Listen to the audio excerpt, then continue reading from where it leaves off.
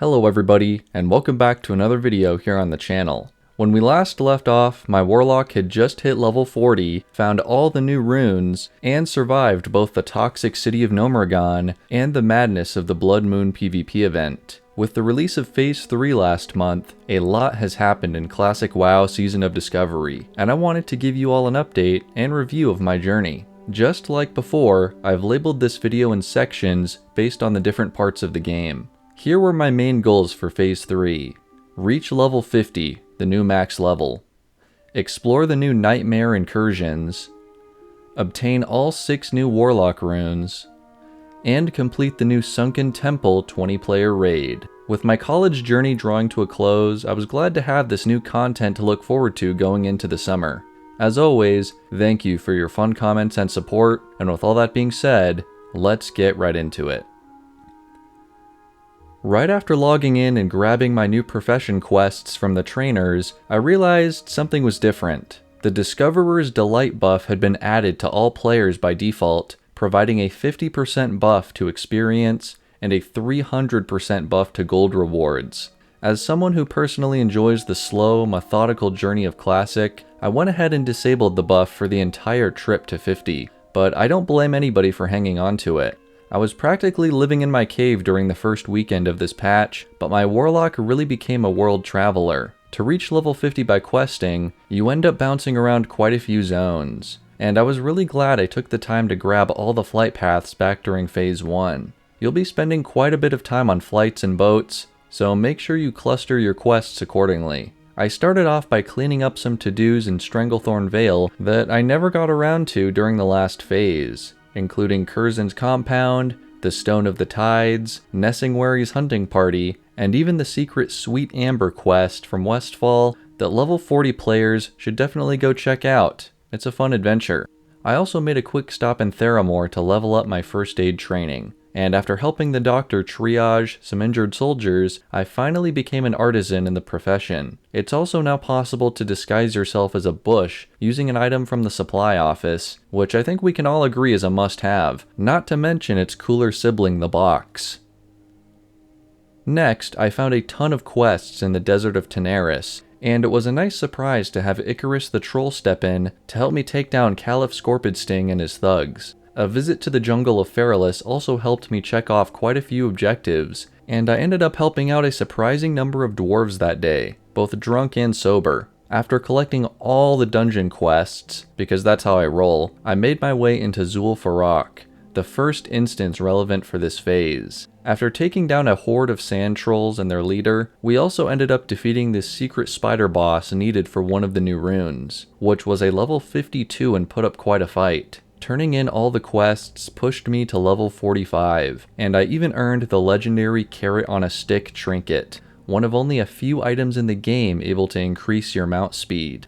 Back in Tenaris, the South Sea Pirates were no match for the groups of organized farming squads running around, and after joining them, I ended up negotiating for the missing pieces of Quergo's treasure map, a hard-to-find quest item that sends you down to the iconic Land's End beach. Before making that trip, I stopped by the Caverns of Time and helped out this lost robotic chicken find its way home, one of 3 found across the level 40 zones. I claimed Quergo's treasure at this pirate shipwreck, then headed north and hit level 46 just outside the Noxious Lair.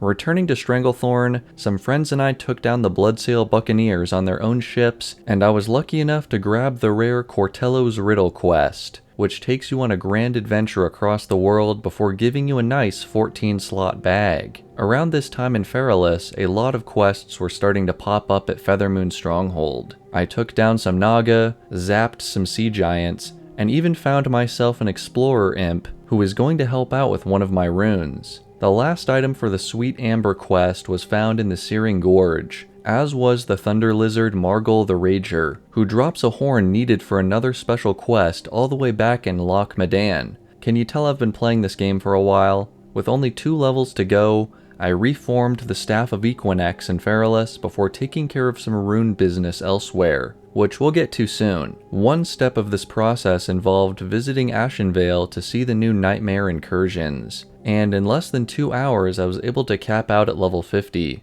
This isn't my favorite way to level, but seeing as it is a new feature of the update, and I needed to improve my reputation with the Emerald Wardens, it was kind of a two cleary with one stone decision. Let's take a closer look at this new event and see what it's all about.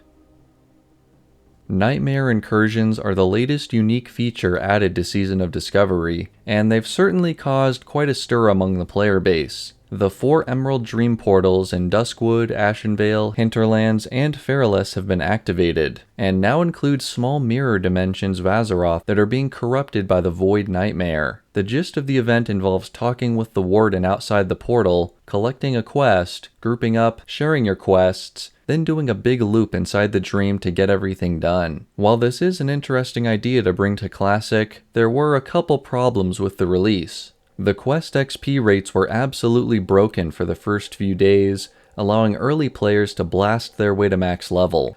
Lots of quests were made irrelevant with optimization, and once players figured out the most efficient route, a lot of content was basically shunned. The quests do get repetitive, and from what I've seen, it doesn't seem like they change daily or weekly to keep things fresh. The quest sharing is clunky. Instead of being able to share the incursion tasks normally, you have to click and use special items on your teammates to grant them access to your quests. And the lore. I still need to look into this, but with the Emerald Dream being this pristine, natural reflection of Azeroth, it is a bit strange that places like the Warsong Lumber Camp and the Mechanical Shredder bosses are seen inside the portal. But hey, there could be a reason for it. I also want to mention the quests are frustratingly vague, and in this first session I wasn't able to learn any of the deep story here. So yeah, a couple problems. However, I do think this can be a good supplemental way to level up in this phase, in addition to dungeons or quests. I believe having something new is better than having nothing new, and even though Blizzard missed the mark here,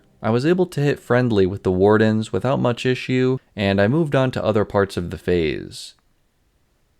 Runes continue to be one of the coolest and most engaging pieces of Season of Discovery. Let's take a look at my adventures in finding these 6 new spells. I sent my Explorer Imp through this portal in Westfall, and a little while later he caught back up with me and gave me a bag of loot containing the Rune of the Felguard, a powerful new demon servant. The mysterious Shadowtooth Emissary in Felwood also started up one of my rune quests, sending me first to the Hinterlands, and then to Razorfen Downs to meet with the spirit of a wild god. The next step was to gather 3 wild offerings from those secret ghost bosses I talked about earlier. But since I cleared Zul'Farrak 3 times already, I was able to turn in the offerings right away to earn the Rune of Vengeance, which is mostly a rune for tanking warlocks, but also gives you a slow fall ability while you're in demon form, which looks amazing. Just outside the Emerald Dream Portal in Ashenvale, combining loot from the demon invaders let me create the Rune of Immolation Aura, another cool looking spell that surrounds you in green fire.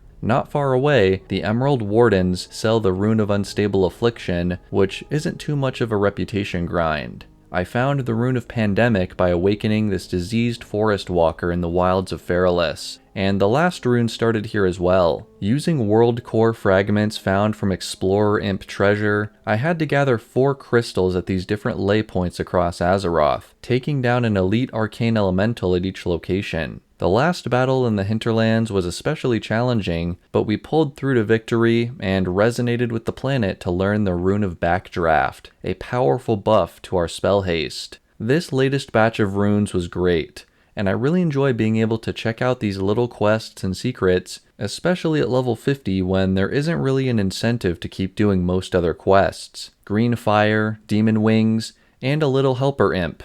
What more could a warlock ask for?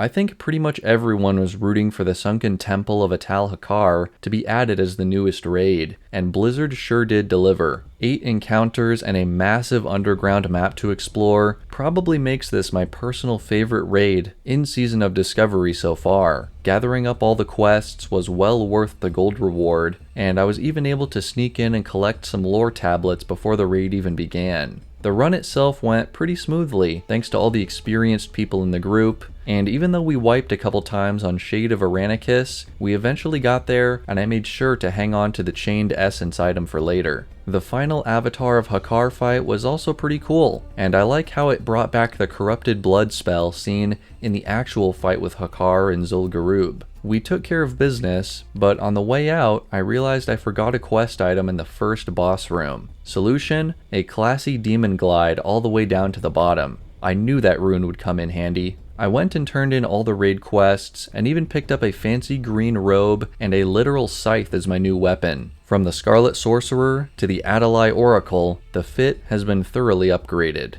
So, that's what's been up in Season of Discovery Phase 3. While it did have its goods and bads, I felt it did have a much more cohesive theme than Phase 2, and I'm excited to see where they go next with the game. In the meantime, I'll keep cleaning up some other loose ends, like dealing with that giant nightmare monster, and helping out some more robotic chickens. Thank you all so much for watching, and until next time, may the Force be with you.